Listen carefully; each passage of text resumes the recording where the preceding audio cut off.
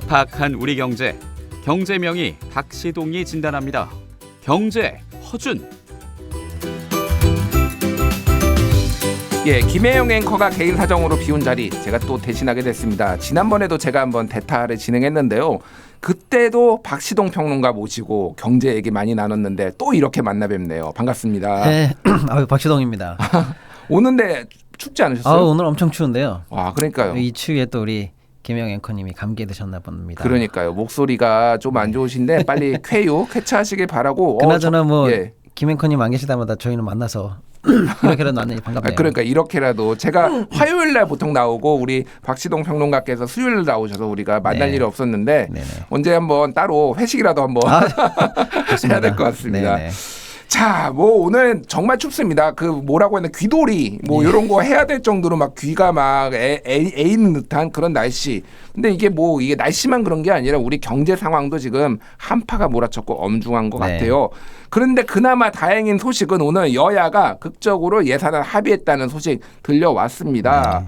자, 저도 이제 기사는 보기는 했는데 일단 R&D 예산, 연구개발 예산은 6천억 원을 증액하기로 했고 이재명표 예산이다. 민주당이 좀 핵심적으로 메이고 있었던 지역화폐 예산도 3천억 원 정도 반영이 됐어요. 어쨌든 타협의 산물인 것 같은데 좀 어떻게 보셨습니까? 총평을 해주시죠. 저는 이렇게 시끄러울 당초에 처리돼야 되는 기한을 넘기면서 사실은 전 국민적 관심을 모으면서 시끌벅적하게 한 것 치고는 아무런 성과가 없었다라고 일단 야당 입장에서 혹평을 좀 하고 싶습니다. 왜냐하면 당초 이제 정부가 제안했던 그 예산안은 두 가지 면에서 일단은 크게 보면은 실망스럽다고 해서 비판을 받았어요. 하나는 뭐냐면 일단 경제가 너무 안 좋고 내수가 위축돼 있고 소비가 지금 돌지를 않지 않습니까? 맞아요. 그렇다면은 결국 어느 정도 확장 재정을 통해서 시중에 좀 돈이 돌게 해야 된다. 이게 바람직한데 규모 자체가 작년 대비해서 2.8% 증액한 예산이에요. 거의 증가율로는 거의 역대 최저라고 볼 역대 정도로. 최저 증가율이었고요. 물가를 고려한다면 사실상 마이너스 편성이다라고 해서 이 정도 경제 상황에서 긴축 편성이 말이 되는가? 어떤 경제학자님들을 제가 이제 인터뷰했을 때는 심지어 자살행위다라고까지 할 정도로 그 정도. 큰 틀에서 규모 자체에 대한 긴축이냐 확장이냐에 대한 실망감이 하나 있었고요. 둘째는 속 내용으로 들어갔을 때 전 국민적으로 참 공분을 많이 일으켰던 비판을 많이 받았던 부분이 몇 개 있습니다. 국가의 미래를 결정한 R&D 예산이 대폭 감소된 거라든지 후쿠시마 예산이 늘었다라든지 복지 예산이라든지 이런 부분이 많이 축소된 부분에 대해서 국민 여러분들이 불만을 많이 갖고 있었어요. 이 두 가지가 결국 국회 심사를 통해서 어떻게 수정될 것인가 어떻게 여야 합의를 통해서 개선될 것인가가 관심의 포인트였는데 최종적으로 말씀드리면 당초 정부가 냈던 예산안에 대해서 지금 증액은 순증이 9천억이라는 거예요. 일단 오늘 보도됐기 때문에 아직 세부 내용은 제가 최종적으로 확인은 못했습니다만 기사로 보면 9천억입니다. 거의 657조에서 변동이 없습니다. 총액에 대해서 사실은 변동이 없었다. 그럼 결국 정부가 냈던 긴축적인 기조는 그대로 유지됐다는 거거든요. 그런 부분에 있어서 일단 실망할 수 있는 거고요. 또 하나는 내용적으로 가장 아마 국민 여러분들이 관심을 가졌던 R&D 부분 이게 당초에 정부가 냈던 원안에서에 비해서도 아마 많은 분들이 놀라셨을 거예요. 25조 정도가 그때 삭감이 됐었거든요. 근데 이번에 증액된 거는 겨우 합쳐도 순증 6천억이라는 거예요. 삭감액에 대해서. 이거는 이거 가지고 국가의 미래가 다시 회복됐다. 과학계가 다시 이제 좀 안도할 만하다. 이렇게 볼 여지가 없죠. 그리고서 이제 민주당 측 입장에서는 성과라고 내세운 게 새만금 예산 조금 늘었다. 그리고 이재명표 예산이라고 할 수 있는 지역 화폐 예산이 좀 늘었다. 이 정도밖에는 현재 나오지 않은데요. 이거 가지고는 당초 비판받았던 정부 안에 대해서 국회 과정을 통해서 수정 보완됐다라고 보기에는 매우 미흡하다. 일단 이렇게 저는 말씀드리고 싶네요. 근데 이제 정부의 입장이라는 게 이런 거잖아요. 그러니까 지금 재정 건전성이 매우 안 좋기 때문에 긴축 재정을 해야 된다. 첫 번째. 그리고 이제 감세를 통해서 기업들이 더 투자할 수 있는 환경, 악수 효과를 좀 기대하고 있다. 이런 두 축을 가지고 있고 이게 그동안의 정부의 입장이었으니 크게 바뀐 거는 없는 것 같다 이런 지적도 있는데 그게 좋은지 나쁜지는 제가 잘 모르겠지만 어떻게 보십니까? 그게? 그래서 일단은 한 줄 평으로 정리하자면 정부 입장에서는 건전 재정은 지켰다. 이게 일단은 성과라고 볼 수 있겠고요. 예. 야당 입장에서는 실리를 챙겼나라고 했을 때 물음표가 좀 찍혀진다 이렇게 봅니다.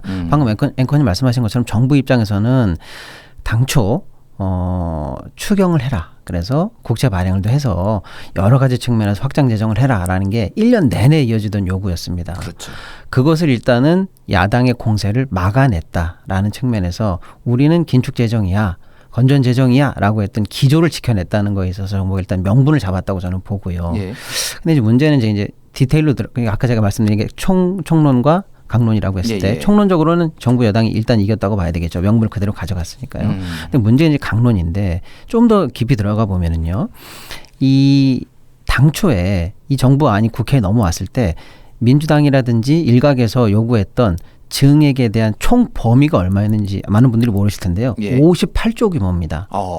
적어도 부정확하긴 합니다만 50조 이상의 증액을 놓고 여야가 한판 승부를 벌였던 거예요, 사실은. 그러면은 한 7% 8% 정도 되는 거네요. 그러면. 그렇죠. 그 정도를 놓고 증액을 한 해 만에 해야 되는 판이 끝났는데 총액으로 동결된 거죠.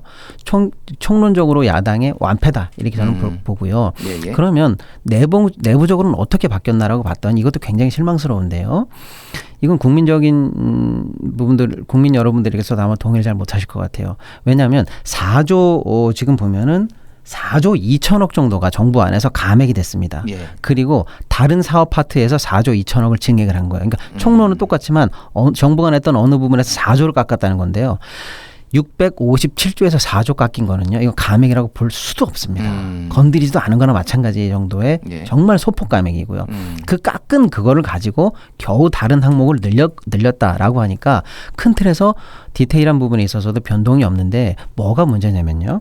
아마 이런 부분에서 많이 공감을 하실 거예요. 아까 제가 잠깐 말씀드렸지만 R&D 크게 감액됐는데 는 게 별로 없다 이렇게 봐야 되겠고요. 그다음에 대규모 복지 관련해서도 많이 깎인 게 이번에 복원된 게 사실상 이 정도 금액이면 없는 거라고 봐야 되겠고요. 특히 이제 보조금 같은 사업들은 한 4조 정도가 작년 대비 감액이 됐습니다. 4조면은요. 사업으로 치면은 10,000개 정도 사업입니다. 제가 찾아보니까요. 4조에 10,000개 정도 사업들. 그러니까 이게 민간에서 있는 사업들 그렇습니다. 거죠? 예를 들면 우리가 지나가다 보면은 뭐 무료 법률 상담, 청소년 방과 후 사업 이런 거 많이 보지 않습니까? 이런 수많은 사업들이 사실은 민간을 통해서 이루어지는 보조금을 통해서 국민 여러분들께서 체감할 수 있는 국가의 서비스 영역인데 이게 대폭 감액됐는데 이 부분도 지금 말이 없고요. 그다음에 이제 공공기관이 다 못하는 것들을 어떻게 보면 이제 보조금을 지원해가지고 공공기관의 어떤 보조 역할 그런 것들을 이제 하게 만든 건데 그러면은 국민들이 조금 불편함이나 이런 거를 내년에 겪을 수도 있겠네요. 맞습니다. 앵커님 지적하신 게 정확한데 원래 정부가 다 해야 되는 일들이에요. 근데 공무원이 한정이 돼 있으니까 공무원이 직접 할 수 없으니까 보조금을 지급하고 민간이 공적 서비스를 대신 해다오. 이게 보조금 사업인데 이게 정부가 약 10,000개 사업에 4조 정도를 깎았는데 이게 복원됐다는 얘기 지금 기사에 안 나오고 있죠. 그러면 결국 국민 여러분들은 국가가 주는 서비스에 대해서 많은 부분 이제 혜택을 못 누리게 되는 걸 체감하실 겁니다. 그다음에 이제 많은 부분이 문제되는 게 신재생에너지 관련해서는 또 증액됐다거나 뭐 관련한 투자가 늘어난다거나 이거 예산이 지금 확보가 안 되고 있죠. 또 하나는 정치적으로도 문제가 민감하게 많이 나오고 있습니다만 ODA 예산, 해외 원조 예산이거든요. 이거 작년 대비 이미 2조가 늘은 상황입니다. 우크라이나를 지원한다든지 이런 거 말씀하시는 그렇습니다. 거죠? 그런데 거기다가 더해서 사실 이번에 뭐 엑스포 과정에서 정부가 뭐 제3세계라든지 아프리카 쪽 관련해서 많은 부분 약속한 부분이 또 있을 거예요. 이거 촘촘히 심사해가지고 심사했어야 되는데 여기 감액이 별로 없는 거죠. 그러니까 쟁점이 됐던 모든 사안들에 대해서 디테일한 부분에 있어서 크게 개선되지 않고 통과됐다. 결국에는 그래서 아마 이제 내일부터 종합적으로 분석이 나오겠습니다만 제가 볼 때는 총선용 합의에 급급했다. 이렇게 봅니다. 그래서 아마 각 의원들도 자기 지역 사업이라든지 이런 부분을 살려내는 대신에 진짜 우리 서민들이나 국민들이 원하는 부분에 있어서의 근본적인 딜은 잘 되지 않은 것 같다. 이렇게 좀 저는 생각합니다. 알겠습니다. 뭐 자세한 내용은 또 내 언론 보도가 많이 나올 테니까 뭐 참고해서 또 진행하도록 하겠습니다. 자, 정부의 어떤 예산안도 이제 크게 보면 정책 기조가 바뀌지 않은 것 같은데 지금 경제 수장이라고 불리우는 이제 경제부총리, 기획재정부 장관도 돌려막기 아니냐 이런 얘기가 나왔어요. 네. 최상목 대통령실 경제수석이 네. 경제부총리로 이제 가서 어제 이제 인사청문회를 했어요. 그래서 어떤 게 좀 눈에 띄셨나요?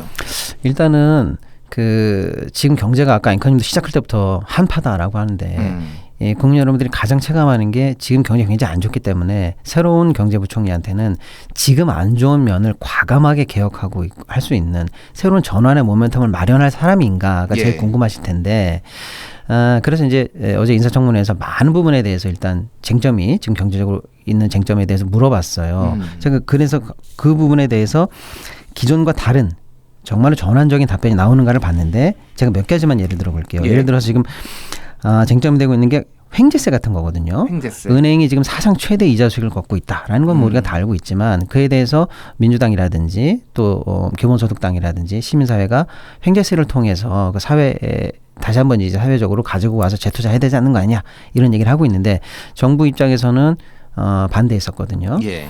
그 부분에 대해서 어떻게 생각하느냐라는 걸 물어봤을 때 횡재세는 과세 형평을 저해야 한다라는 얘기를 했습니다. 그래서 그냥 자발적인 사회 기여가 바람직하다라는 얘기를 했고요. 예. 또 하나는 이제 법인세 인하를 시사했습니다. 그러니까 횡재세 같은 법인들에게 약간 해가 되더라도 걷어서 특별한 목적으로 걷어서 사회에 환원하는 거에 대해서는 반대하되 일반적인 법인세를 낮춰주는 부분에 대해서는 또 시사하는 발언을 했다 이거죠. 결국에는 대기업 감세, 기업 감세에 대해서 맥을 같이 한다라고 읽히는 부분이고요. 예. 또 하나는 부자 감세라고 일컬어지는 것들이 있지 않습니까? 종부세라든지 재산세라든지 이런 것들 이번 정부에 많이 깎아줬거든요. 특히 올해만 해도 당초 연초에 계획했던 것보다도 연말에 종부세를 깎으면서 2조 정도 현재 감세 효과가 났는데 그런 거에 대해서도 여전히 괜찮다. 부자 감세를 이어가겠다는 기조를 확인했습니다.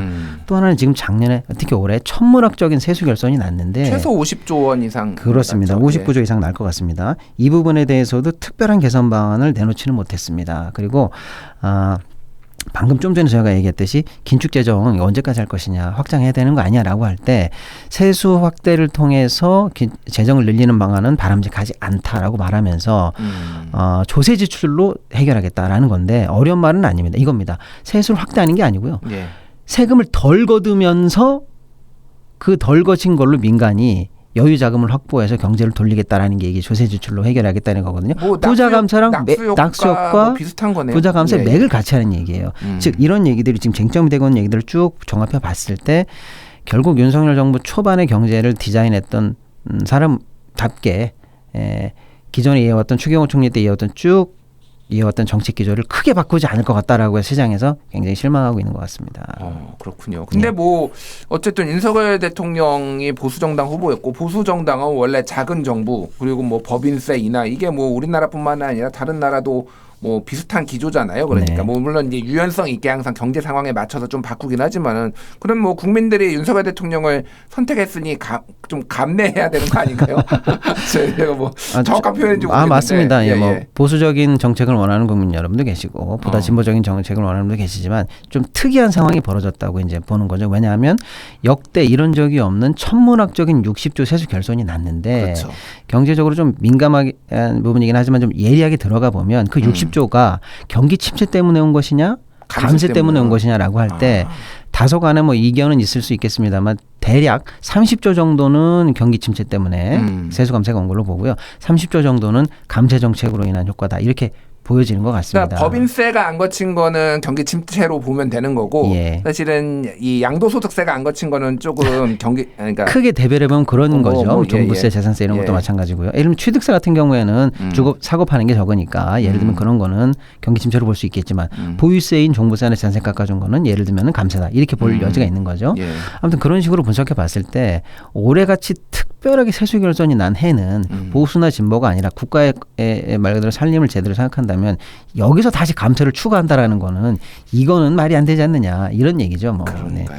근데 이제 근데 이제 최상목 부총리 인사청문회 때 맥을 그 꼬리를 물면서 같이 쟁점으로 나왔지만 사실은 지금 별도의 쟁점으로 늘 존재했던 게 있는데 주식 양도세 완화입니다. 주식 양도세 완화 이게 좀 시끌시끌하더라고요. 예, 지금. 안 그래도 시끌시끌했고 했는데 짧게 이제 설명을 드리면 보통 우리가 보유세는 갖고 있으면 세금 내는 거죠. 그렇죠. 그다음에 이제 거래할 때 내는 건 거래세라고 하는 거고요. 근데 이제 양도세는 말 그대로 양도 팔아서 예. 이익이 나는 거에 대해서 세금을 내는 게 양도세거든요. 예. 근데 우리나라는 이제 주식 관련해서는 양도세를 보통 분들은 내지를 않습니다. 예, 내질 않아요. 양도세가 없습니다. 그러면 양도세는 누가 내냐면 쉽게 설명하면 이제 대주주라고 해서 한 종목당 10억 이상 갖고 있는 큰 손들만 양도세를 내게 돼 있습니다. 예. 뭐 이게 옳다 그르다 근본적으로 어떻게 개혁해야 된다. 이건 이제 나중에 차치하더라도요.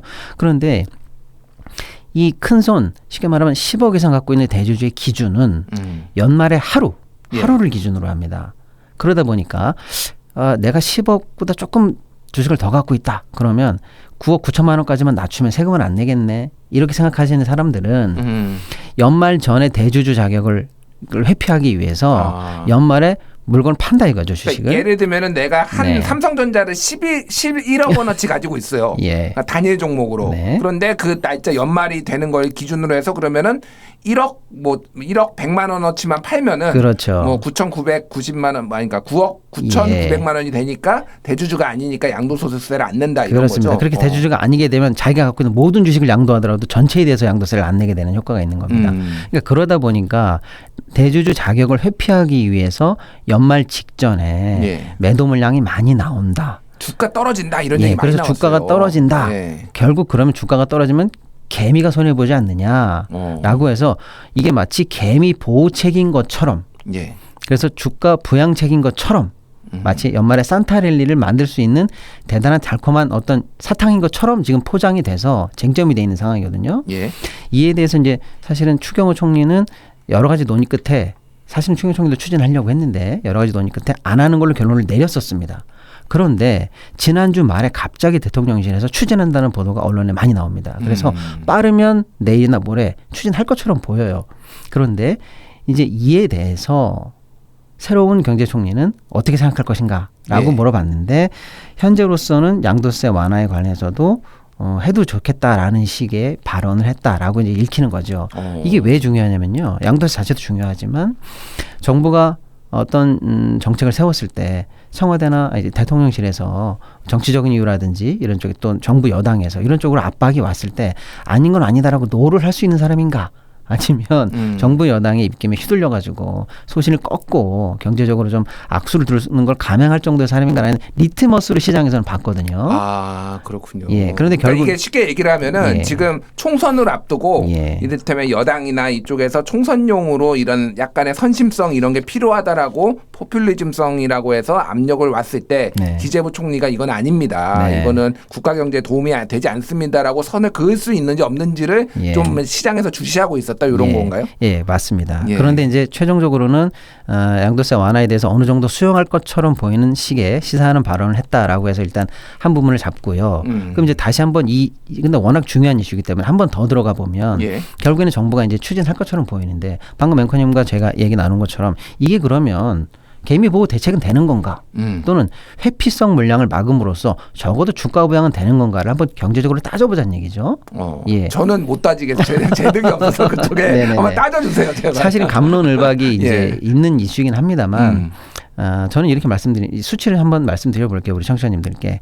그러면 이 양도세 회피를 하기 위해서 연말 기준일 직전으로 해서 매도되는 물량이 도대체 얼마인가? 얼마나 되나요, 진짜? 1조 5천억 정도로 시장은 추산합니다. 1조 5천억 원이면 어마어마한 거 아닌가요? 아니 크지 않습니다. 아, 그래요? 아니, 별로 크지 않다는 얘기예요, 제 얘기는. 코스피 시장에서 1조, 코스닥 시장에서 뭐 한 4천억, 5천억 내외니까 예. 전혀 큰 물량 아닙니다. 그러니까 이것 때문에 증시가 대폭락하고 올라가고 하지는 않는다라고 보면 되고요. 코스피 시장의 전체 물량은 뭐 얼마나 되는 그건 건가요? 좀 이따 다시 예, 예, 해볼게요. 근데 문제는 예. 그렇게 되고요. 그럼 이렇게 해서 양도세를 회피하는 사람의 숫자, 지금까지 이제 대주주로 몰려 있는 사람들 총 숫자가 몇 명인가 보세요. 자, 예. 7천 명밖에 안 됩니다. 7천 명. 예. 대한민국의 7천 명을 7천 위해서 명입니다. 지금 이 법이 바뀐다. 이런 맞습니다. 건가요? 그 7천 명 중들의 세금을 깎아주냐 마냐 하는 대책이다. 이렇게 보는 거죠.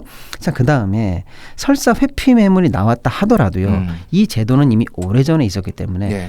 이분들이 만약에 회피 자격을 빼기 위해서 12월 20 며칠에 물량을 팔았습니다. 12월 30일 날 팔고 1월 3일에 사면 되는 거 아닌가요? 바로 그겁니다. 예. 바로 낮은 가격이 유지되고 있으면 바로 사버립니다. 예. 즉 어제 샀다가 오늘 어제 팔았다가 오늘 사는 사람도 있고요. 설사 그때 연말에 매도 물량 때문에 가격 내려가면 그걸 노리고 들어오는 세력도 있습니다. 시장에 자연스러운 수급 과정 중에 하나입니다. 뭐 어떤 결산일, 세금일, 기준일 이런 거를 놓고 또 배당을 이런 거를 놓고 왔다 갔다 하는 건 당연한 흐름인데 예. 딱 요거 하나만을 놓고 마치 시장에 대단한 해악을 끼치는 것처럼 보는 건 좀 무리가 있다 이렇게 볼 수 있는 거고요. 실제로 평균 내봤습니다. 이 7천 명에 대해서 평균 내봤더니 예. 평균 더 많이 하는 사람도 있겠습니다만은 평균적으로 이분들이 양도차 이익을 13억 정도 거두는 걸로 나옵니다. 13억 원이요? 예. 그리고 세금을 2억 정도 내는 겁니다. 세금 2억 원이요? 예. 그리고 부럽다 일단 2억 원씩 내다고 하니까. 그리고 요때 벌어들이는 요 양도차익 등등등으로 해서 일단 국가가 걷는 세입은 2조 정도로 추산이 됩니다. 연간. 지금 연간. 가뜩이나 올해 59조 원이 펑크가 났는데 2조 원을 또 바로 덜 걷겠다고요? 그렇습니다. 그러니까 왜 모든 그러죠? 그러니까 바로 이겁니다. 국가적으로도 세수가 지금 1원이 모자란 상황인데 예. 2조에 해당하는 세수를 지금 건드리는 거고 혜택은 누가 보나 봤더니 7천 명이고 밖에 안 되는 사람들이고 그 사람들은 종목당 10억을 갖고 있는 사람이니까 어마어마한 큰 손이 맞고 그 사람들은 적어도 평균값으로 13억 원의 양도 수익을 받고 2억 정도 세금을 내야 되는 사람인데 그걸 깎아주겠다는 정책을 지금 들고 나온 건데 겉 포장은 주식시장 부양, 개미 보호 이렇게 나온다는 겁니다. 그러니까 소위 말해서 부자 감세다. 그렇습니다. 뭐 이렇게 저는 볼 수가 그렇게 있는 거죠. 확실하게 평가하고 싶습니다. 최근에 언론 보도를 보니까 네. 주차 단속도 엄청 심해지고 또 하나는 그 감옥에 가는 사람들이 늘어났대요. 네. 근데 그분들이 이제 감옥 생계 돈을 벌어야 되니까 정부에 돈을 내고 그 보석을 신청하는데 이게 엄청 늘어났다고 합니다. 그래서 일각에서는 야, 세수가 부족하니까 지금 감옥에 넣어가지고 보석금으로 지금 유지하려는 거 아니냐 뭐 이런 얘기까지 나왔는데 왜 이렇게 바로 하는지 그겁니다. 잘 모르겠네요. 특히나 이제 물론 이제 우리나라 주식 관련한 세제가 아주 합리적이다. 지금 고칠 게 없다. 이건 아닙니다. 고칠 게 수두룩합니다. 예. 그런데 근본적으로 이렇게 거래세, 보유세, 뭐 통산 어떤 그 기간을 이러면 올해는 벌었지만 내년에 이룰 수 있거든요. 그러면 올해 세금 내지만 내년에 억울하잖아요. 그렇게 해서 통산 삽입 기간을 조정한다든지 해서 고칠 거는 많습니다. 그럼 그거를 여야 합의를 통해서 합리적으로 개선하는 건 말이 되는데 모든 걸 그대로 내버려두고 갑자기 올해 말에 기습적으로 요거만 딱 손댄다. 이러니까 부자 감세, 총선용 대책 이렇게 지금 비판을 받는 중입니다. 알겠습니다. 네. 뭐 최상목 후보자 어떻게 뭐 청문회 결과가 나올지 좀 지켜보도록 하고요. 요거는 좀 한번 짚어봐야 될 것 같아요. 지금 부동산 프로젝트 파이낸싱, 부동산 PF가 지금 위기감이 엄청 커지고 있고 한 28조 원 정도는 언제 터질지 모른다 이런 언론 보도도 막 쏟아지고 있고 연체율은 지금 작년에 비해서 2배가 올랐다 막 이런 얘기들이 나오고 있는 상황에서 지금 태영건설, 네. 워크하우스, 태영건설이 어디냐면은 SBS 모회사, 뭐 관계사 어쨌든 네. 태영그룹 그렇습니다. 여기가 지금 위험하다라는 얘기가 나와요. 이게 네. 어떻게 된 건가요? 방금 앵커님 말씀하신 것처럼 우리 경제의 가장 그럼 약한 포인트가 어디냐라고 했을 때 몇 개 뽑히거든요. 예. 그중에 가장 약한 고리는 부동산 PF입니다. 왜냐하면 실제로 노출 잔액이 134조고요. 연체율 방금 앵커님 말씀하신 엄청 높아가고 그래서 사실은 살얼음을 걷고 있다. 라고 이렇게 보고 있거든요. 예. 어디가 먼저 깨지느냐를 놓고 정말 불안불안한 상황이었는데 지난주 후반이었습니다. 태영건설의 워크하우스설이 갑자기 이제 시장에 퍼지면서 그날 주가가 폭락하고 정말 시장이 깜짝 놀라서 출렁거렸는데 소문의 근거는 이거였어요. 태영건설의 재무 담당자가 워크아웃을 실제로 알아보고 다닌다더라. 그러면 이거는 큰일 났다는 거구나라고 해서 소문이 퍼졌는데 예. 그리고 실제로 태영의 우발 채무가 엄청나더라. 감당이 안 되는가 보다 이렇게 해서 소문이 났는데 예. 태영이 즉각적으로 우발 채무 별거 없다 괜찮다 라고 해서 부인을 했습니다. 그런데 제가 이제 추가 취재를 해보니까 실제로 워크아웃을 알아보긴 알아본 것 같습니다. 아 진짜로요? 그러니까 소문의 근거가 반은 있고 반은 없는 거다. SBS는 어떻게 되지 그러면? 일단 그렇게 되니까 예. 이제 시장에 충격은 있는 거죠. 왜냐하면 말씀 주신 건 태영건설은 35위 안에 들어가는 뭐 초대기업은 아니겠지만 굴지의 건설사입니다. 굴지의 중견기업이죠. 그렇습니다. 네. 근데 여기가 흔들린다는 거는요. 저 어디 우리가 이름도 못 들어본 지방건설사가 흔들리는 거랑 차원이 다른 문제입니다. 도급순위 그 밑으로 있는 기업들은 지금 뭐 쓰러질 때가 한두 군데가 아니라는 그렇습니다. 얘기잖아요. 그러니까. 여기가 예. 쓰러지면 그 밑에는 말도 못한다는 얘기죠. 예. 그래서 상당히 위기로 봤고 그래서 일단 첫날 그렇게 해서 시장에서 일단 1차 위기설은 넘겼거든요. 근거 없다 이런 식으로 태양이 막아가지고 그런데 바로 어저께 오늘입니다. 2차적인 리포트가 증권가를 강타해가지고 태양건설 관련해서 현재 지금 이 잔불이 꺼지질 않고 있어요. 예. 2차 리포트는 뭐냐 자세히 따져봤더니 태영이 지금 당장에 갚아야 되는 우발적 채무가 7,200억에 달한다라는 모 증권사 리포트가 지금 나왔거든요. 우발적 채무 바로 예. 갚아야 되는 거. 그렇습니다.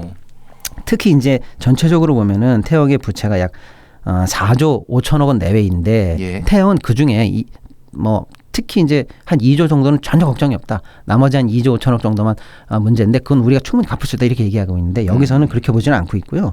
부채가 상당히 많고 특히 부채 비율이 480%에 달한다. 태영이. 예. 200이 넘어가면 굉장히 위험하다고 보거든요. 시장에서는. 그러니까 시장에서 위험하다고 보는 선을 2배 이상 넘었고 그리고 일단 태영이 그 PF 현장에서 돌아오는 마감 일자를 쭉 계산해 보니까 어저께 400억짜리가 하나 돌아왔습니다. 근데 아직 해결이 안 된 것 같아요. 이거 부도라는 얘기는 아닙니다. 대주단과 얘기하고 있는 거고요. 근데 어저께 400억이 돌아왔고요.